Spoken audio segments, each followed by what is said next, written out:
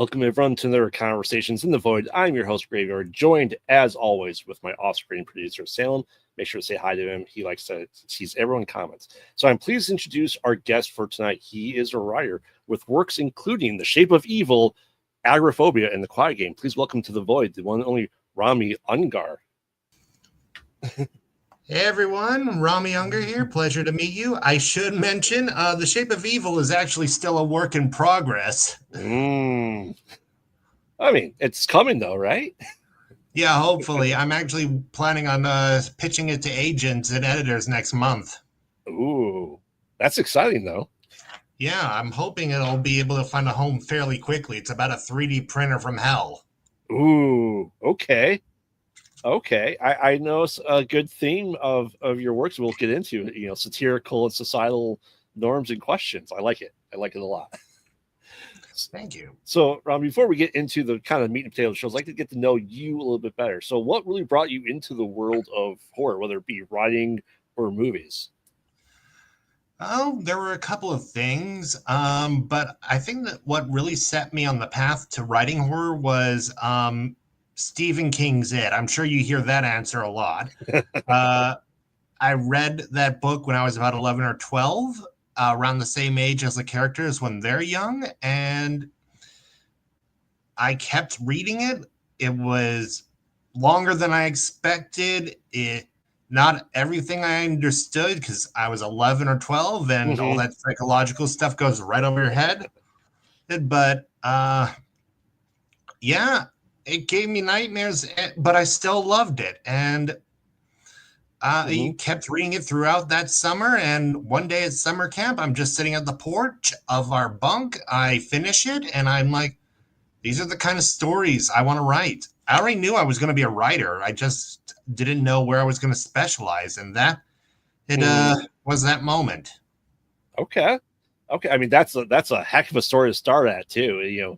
It's fantastic.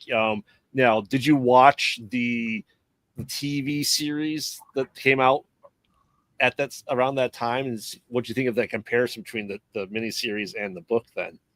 Oh, I was not a fan of the TV miniseries. I'm still not a fan. I mean, I know they did what they could with it, and Tim Curry's decent enough, but honestly, the fact that it's a TV miniseries, among other things, just made it for a less than enjoyable experience. I love the movie versions because those really get to the heart of the story. Yes, there are a lot of changes, especially the time periods, but it is loyal to the spirit and it hits all the right notes for me. I am really excited this fall when the Welcome to Derry comes out on Max. I'm going to be watching the heck out of that. I hope it does really, really well because we had for kind of the last TV shows that we had from Stephen King, what has really been, we had the Stand miniseries that came out about the COVID time frame. And then we had the Castle Rock 2 seasons of that, which I thoroughly enjoyed Castle Rock to no end. I'm never forgiving Hulu for canceling after season 2. They could have done so much more with that series. Yeah, I completely agree. I was so disappointed when it got canceled. I'm like, come on, this is the world that Stephen King has been building for 50 years about, and we needed to see it fully fleshed out across this media. Yeah, so hopefully they do a good job with Welcome to Derry. Bill Skarsgård, who is a phenomenal Pennywise, is in it. So I'm already expecting very big things, but I'm excited to see them show the history of Derry more and maybe even the origins of Pennywise. Yeah. Do you think we could have it could be a secret season 3 of Castle Rock? We just don't know it yet. That would be nice, but I think Hulu and Max are owned by rival companies. So yeah, I could have dreams though, for sure. So Rami, what you like horror? Do you consider like horror movies as a whole as well? Then too. Oh, I love horror movies. I watch horror movies all the time, at least a couple a month. Yeah, I'm usually at the theaters during the first run weekends just to see the latest horror film. Yeah. So, what do you think of Osgood Perkins' version of the monkey story then? That was an experience. That was different. I remember the original story being a lot darker and more serious, but this went full on horror comedy, and honestly, it worked. But then again, you have a story about an evil toy monkey that causes people's deaths in like Final Destination style. Well, it's going to get weird. Yeah, yeah. I love the Final Destination series myself, and I'm like, as watching Monkey, I'm like, yeah, that's a Final Destination trap if I ever saw one, But it's good. It was good. Uh, I'm excited. We have the resurgence of Stephen King because sometimes those dollar baby programs don't make the best movies that come out. Uh, Although I have a Nope. soft spot for Langoliers myself. Was that a dollar baby? I think so. I think so. Starring Balky from Perfect Strangers. Yeah, loved it. Yeah. At the very least, the dollar baby films do give budding filmmakers, a chance to show off their potential. Hmm.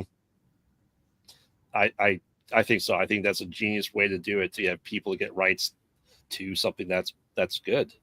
So I'm excited.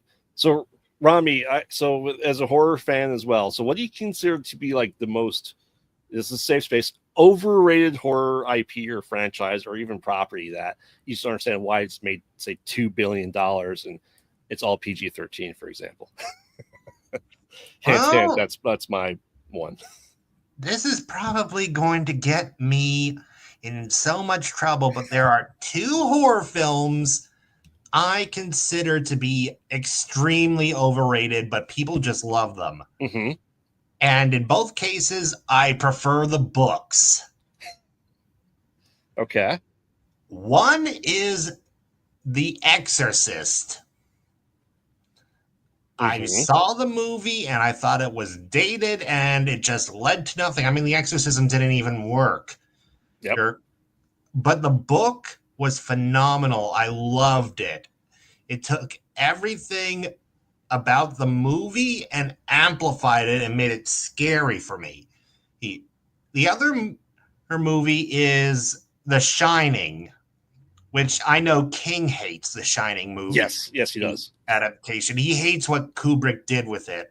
And honestly, I agree that and Kubrick did not understand what made The Shining so great. Hmm. Yeah, I mean, I have to view the Shining movie completely separate from the book because I just absolutely love the book of The Shining, but I absolutely love the movie too. Like I said, I consider them two separate properties in my head just to kind of keep them at you know apart from each other. I get that. Yeah, and I'm right with you there on The Exorcist. I'm not religious in the slightest, so that movie never really did anything for me. And we're here 50 years later, going, it's the scariest movie ever made to this day. I don't always agree with that. I don't agree with it ever. Honestly, if you want to talk about films that have scared me, Hmm. we're we're films like The Woman in Black, Hereditary, the very psychological films that well, in the case of The Woman in Black, that one did its source material a lot of justice, even with some deviations. And Hmm. Hereditary, you just did not know what to expect. It just really took its time digging its claws into you. Oh yeah, yeah. I think that's the thing. Like a good psychological horror will stick with you after the end. It's the ones that make you not want to take out the garbage at 11 o'clock at night. It's stuff like that. I mean, are you concerned that Jason Voorhees is going to pop out around the corner? Probably not. Jason is actually what my favorite of the slashers. I own a Friday the 13th mask, um, Okay. and a few shirts, and I just love that character. I know I never want to run into him in real life if he were real, but just something about that character. I love him. I wish there were better films with him because after number 7, it is mostly kind of dull. Hmm. Though Jason X is a lot of fun. Yeah, yeah. I mean, he did make it to my horror sleeve right there. So Oh, nice. so it's all 80s horror on my right arm. Bottom half is our slashers. Top half is all Evil Dead. So Nice. I love talking about people's horror themed tattoos. I've got a full back piece that's about horror, or it's ooh. got some of my favorite stuff about horror, like Cthulhu and the Grim Reaper and ghosts, the devil, and just plain old human based horror, Hmm. and all about how it really ruins uh, your innocence, your naivety. It just kind of corrupts. It took me a year to get that full back piece, but Oh it yeah, was worth it. yeah. The full back piece, my full back piece I have is yeah. I think it was like 3 sessions, but those sessions were like 8 hours each. Damn. Yeah, I'm like, I'm here. I might as well just get as much of it done as I possibly can. So, but it's a lot more colorful and just like not really defined stuff in it. So it's a trash polka. Um, so Rami, on the other side though of the overrated, what do you think is kind of like the most underrated gem that you can think of that you find out, say, hey Graveyard, you've never seen this movie, you have to sit down and watch it right now. There are quite a few films, but the one that's my personal favorite Hmm. is Prince of Darkness, 1987, John Carpenter Yes. film. For those of you who don't know, totally underrated. Hmm. I mean, you have Satan in liquid green form in a tube under a I tree. love how it just blends cosmic horror, supernatural religious horror, and science in a very interesting way. It's got great ideas and some interesting thematic elements too. I mean, what if the demons we've heard about all our life weren't weren't spiritual beings, but actual physical beings with a history on this planet? What if God was an antimatter being? Hmm. I actually showed that film to my dad. He was not impressed, but uh, he understood that it was the kind of thing I liked. And later, I found him in his office doing some work. I reach my hand in and I go, "Father, come to freedom."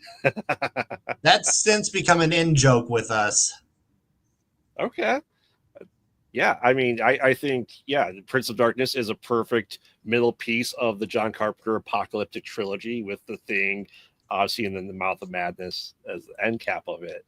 But yeah, it's definitely underrated. It's people see it, you go, oh, it's John Carpenter. Oh, it's Silent Pleasance. I mean, you already have a winning formula right there with those two Yep. people. That's awesome. So Yeah. so so Rami, you said read Stephen King. So and Anne Ryan and all that stuff. So what really got you to write your first full novel? Then? What was kind of like that jumping point to get to that point? Oh. Well, back when vampires were a big craze, Mm-hmm. I tried writing some vampire fiction. So this would have been around middle school. Okay. And so I tried writing a vampire trilogy, and I actually got to the third book. Uh, Never finished it though. By that point, my ADHD finally took over and stopped me from finishing it. Either that or I just got bored with the story. Mm-hmm. But I kept writing. That was probably the first time I finished a full length novel. Well, everything else before that, even if I finished it, was probably just novelettes and novellas. Mm-hmm. This was a full novel, and I just kept going from there. It would still be several more years before I actually published a novel. Um, um, which would be my novel Snake, about serial killer hunting mobsters in New York City. Mm-hmm. Think John Wick, Taken, and Friday the 13th got smushed together into a novel. But you know Love what? it. Those were formative years for me, and they helped me really get used to what it takes to write a novel. Mm-hmm. And it's something I've been able to do a few more times since then, and which I'm hoping to be able to do a few more times in the future, at least. Yeah, I mean, it's publishing a book is from my understanding no easy task. It takes a lot of work. It takes a lot of people sometimes to edit and just to get it out there. And kudos, because it's something I would eventually love to do. I want to write short stories with my co-host and producer of this channel, because he loves to write too, and he's written a lot more than I have. I'm not good with words necessarily, but as long as he's my proofreader, it should be okay. Yeah, short stories are their own beast. Mm-hmm. I find it amazing that anyone can tell a story under 6,000 words. I've only done that really well, like maybe once or twice. Mm-hmm. And every time I do it, I'm like, how did I do this? What magic did I employ? The Usually my stories are upwards of 7,000 stories. One I wrote a few months ago was around 9,000 stories. It was a ghost story. Okay. And actually, my most recent book, Symphony for Walpurgis, which came out at the beginning of the month, it's a collection all novelettes, all stories between 7,500 words and 17,500. Because I'm like, okay, I keep writing these kinds of stories and I'm having trouble finding homes for them. Might as well put out a collection of them. It's your bag of bones, or your oh, was it Four Seasons he did as well, Stephen King, and he's written a few collections like that. Yeah, Four Seasons or Four Past Midnight, but Mm-hmm. different seasons and Four Past Midnight. And actually, I'm also working on a collection of novellas like that. Okay. So hopefully, I'll able to get all those stories edited and maybe find a home for them too. Yeah, my Yeah. producer said Skeleton Crew as well. Yeah, Oh, it's that's a good collection. yeah. I mean, I have them all. I just don't read.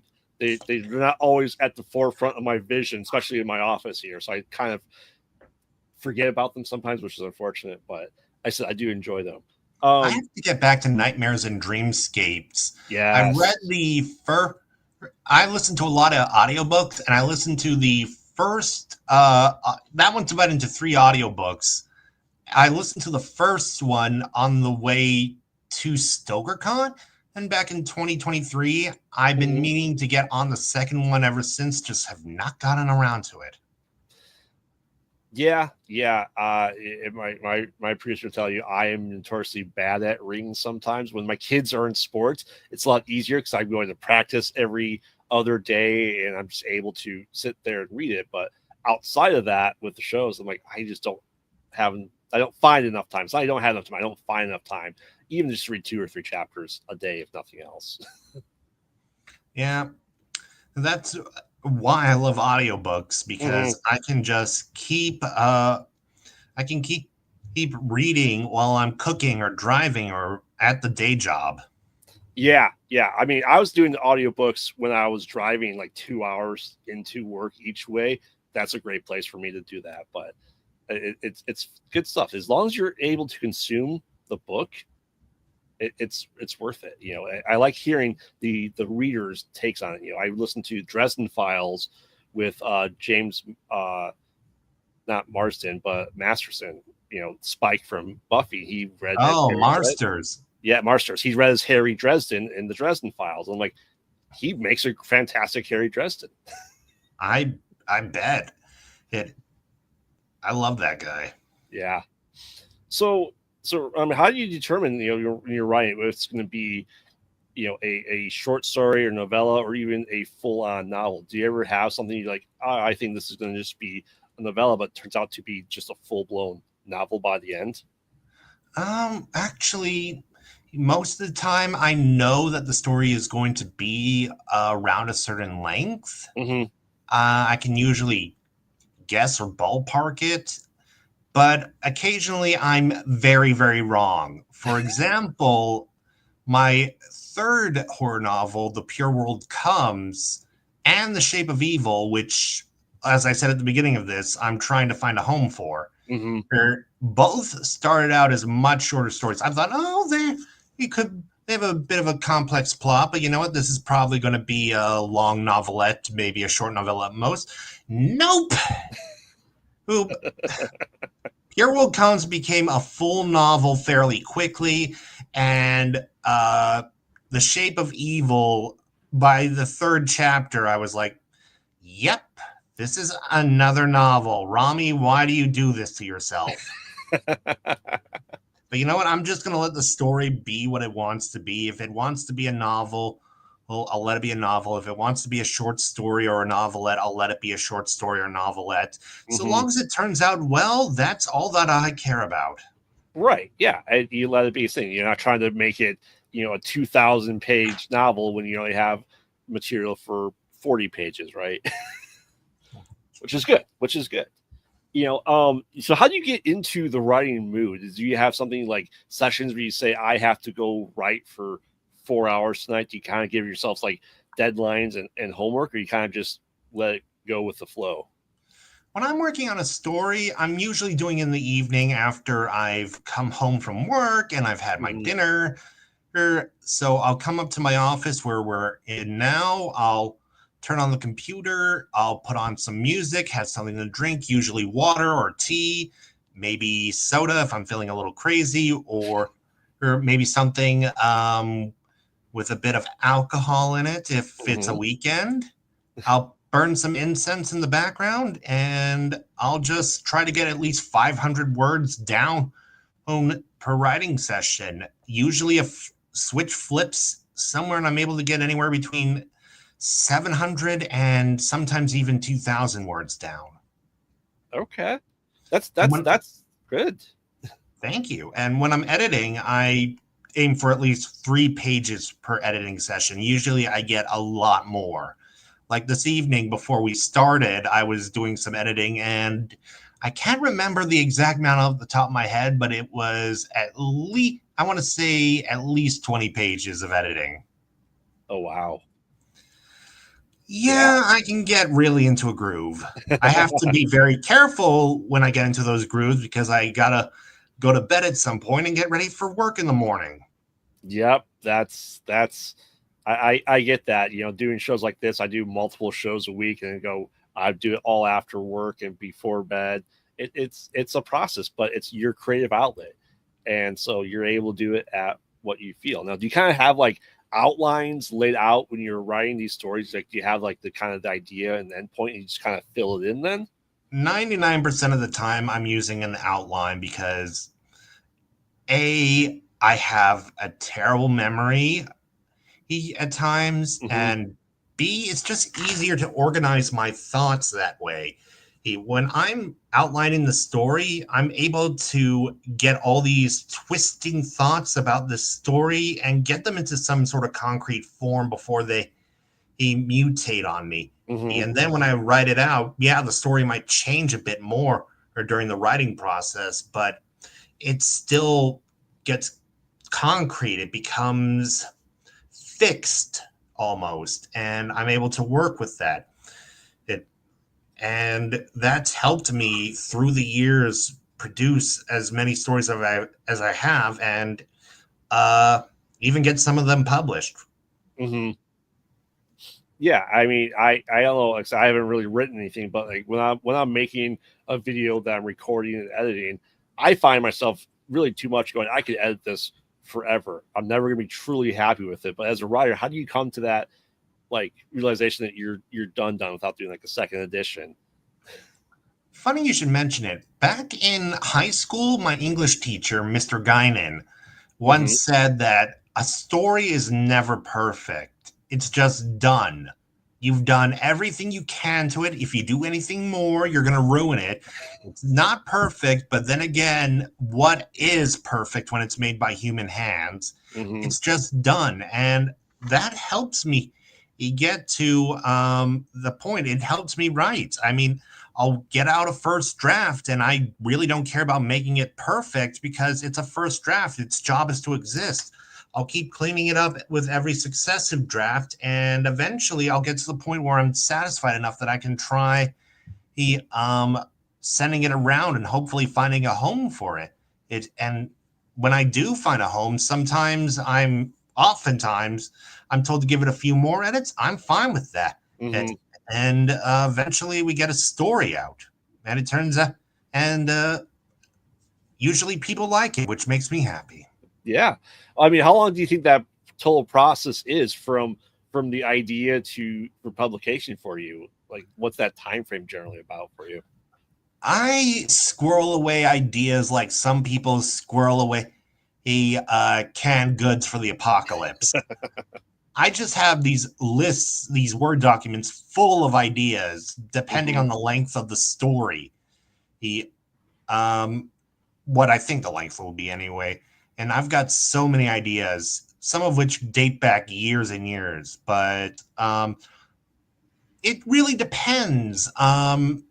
Some stories, the first draft only takes me about a month or two to write. Others, much longer. It took me about 6 months to finish writing The Shape of Evil.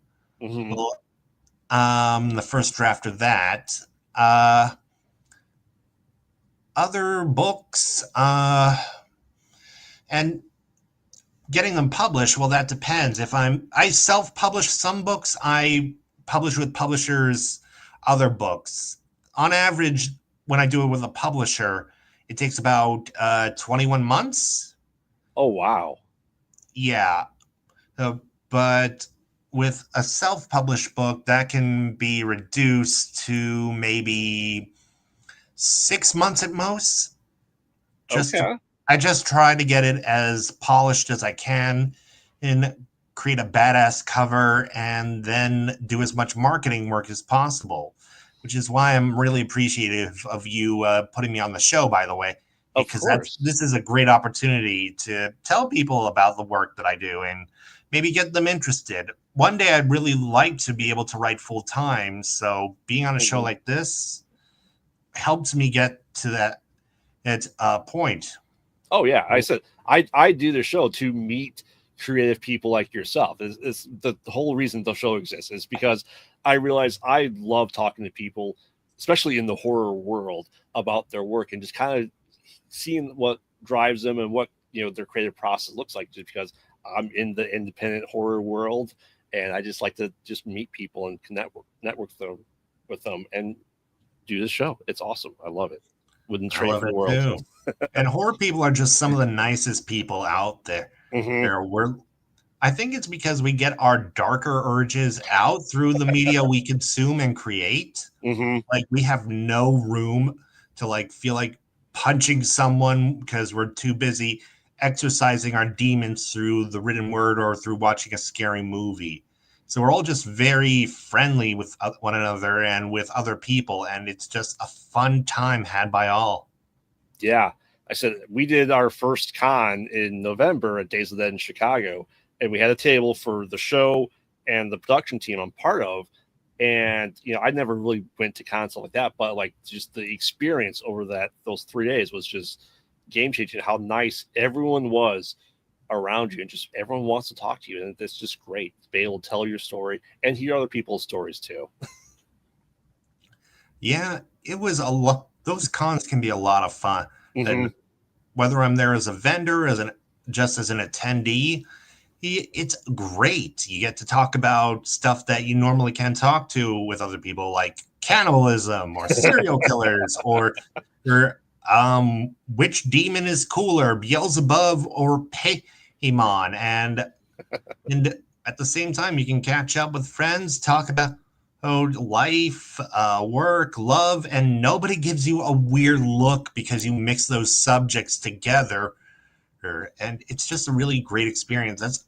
one reason why I'm really looking forward to going to StokerCon again next month, Mm-hmm. because that, for those of you who don't know, that is the Horror Writers Association's big annual convention, and there are panels, a little film festival, there's an awards banquet. It's just a lot of fun, and I'm really looking forward to seeing all my horror writing friends and talking about horror, hearing what everyone's been up to, and probably buying way too many books and horror movies that I will hopefully be able to fit all into my suitcase without going overweight. I do have to take a plane home after all. Yeah, yeah, that's very fair. Yeah, I mean, where is StokerCon this year? This year it's going to be in Connecticut. Okay. Whole bunch of authors and filmmakers and podcasters are coming in, and artists and whatnot. I'll be I just filmed a panel for StokerCon. It's going to be posted on the virtual con about historical horror, and I'm going to be sitting on my first panel at StokerCon this year. Oh, Authentic representation in horror, where we talk about including marginalized communities and in the effort it takes, how we do it, what our experiences have been. And considering that I'm Jewish, bisexual, aro, and neurodivergent, that's a subject that's very close to my heart. mm-hmm. Yeah, I think it's great. I'm excited for you for your first panel. Uh, Thank you. it's exciting stuff. You know, we've been invited to a movie marathon in Chicago. We were already invited for this one. This is gonna be our fourth year in a row we were invited, and it's just great stuff to be able to connect with that community and be able to just share it and have other people think of you even to want you there. I love it. Yeah, I'm it's just there's no experience like it, just knowing you are among your own kind, you can Mm-hmm. talk about the same things, you can share the same work, and just it's it's something special. And that's plus people will tell you, they'll come up to you and tell you, oh hey, I watched your movie or I read your book and I really loved it, do you have anything more? I've had that happen to me a few times. Sweet. And every time it just really makes my day that they're willing to not only give my book the time of day, but that they loved it enough to Mm-hmm. tell me and then read something else. Yeah, I mean that as a creative, that's the experience that you want for sure. Yeah. And that's what motivates me. Mm-hmm. Awesome, awesome. Well, we're about time, so let's get into some of these wrap up questions. I know you love, talk about you love, Jason Voorhees, that you love Prince of Darkness. Well, overall, what's your favorite scary movie? Should I look out for Ghostface? Is he going to jump out and try and kill me? He might. He might. Well, Prince of Darkness is one of my top films, but I'm also a big fan of Perfect Blue. Are you familiar with that one? Perfect Blue. I know the name. Do I know the movie? 1997 Japanese animated horror film about a pop star who transitions to acting and is caught in a folie à deux with her stalker. Okay, yes. My producer let me know that I did watch it. We did, so we watched it for our other podcast that we watch horror movies. So this was in his month. Yes. Okay. Yep. I looked it up. Definitely familiar now. Thank you. Yeah, that is one of my favorites. It's also not one I'm ever going to show my father because I don't want to traumatize him. Yeah, I love my dad, and he's Mm-hmm. willing to occasionally step into my world, even though he's not a horror fan. But Mm-hmm. I have to be very careful about what media I expose him to. That's fair. That's fair. There's definitely movies. My parents are not horror fans, but they did love Exorcist, Rosemary's Baby, and Jaws. But anything after that, And maybe Poltergeist is probably the last horror movie they actually watched and enjoyed. So I'm pretty sure I'm going to show him it at some point, okay. but I would probably allow my own fingers to be cut off before I showed him The Color Out of Space. Oh, fantastic movie though. Yes, and if you who got the reference I made in that sentence, congratulations, you're as nerdy as the rest of us. Color Out of Space, love it. Awesome. So, okay, Rami. So I asked this to everyone, for movie buffs and too, practical or CGI? Practical. Well, too much CGI, people tend to notice, Mm-hmm. and they're like, ugh. That's another reason why I love Color Out of Space. It only uses CGI when it absolutely has to, and then they make it count. I mean, for the love of God, those llamas, that monstrous thing the wife turned into. Mm-hmm. They weren't llamas, they were alpacas, but you get my drift. Those were practical effects a la the thing, and my God, do they work? Yeah, yeah. It's Richard Stanley. He does fantastic practical effects horror movies. So awesome. So, Rami, if you were given $1 million to write the next movie in an existing IP or franchise, what would it be? Oh my God. Write the next movie and start a franchise? Or in an existing franchise? Like, if you want, would you make Jason 13 or Friday 13 Ooh, I 13? would be very tempted to do so just because I'm not a fan of the last Friday the 13th reboot. Mm-hmm. Um,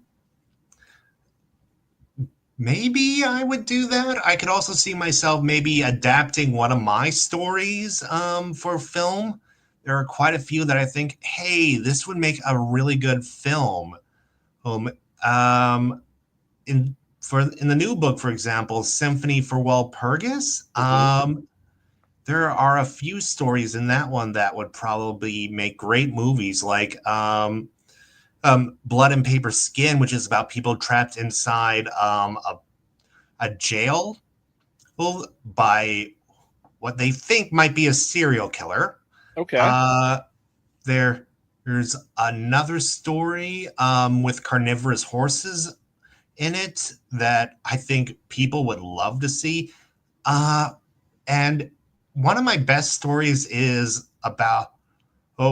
called The Dedication of the High Priestess, and it's about a ballerina who finds out she's got a destiny that's much more powerful, but also much darker than anything in a professional company. It's like, think Hereditary and Black Swan had a cosmic horror baby. Okay.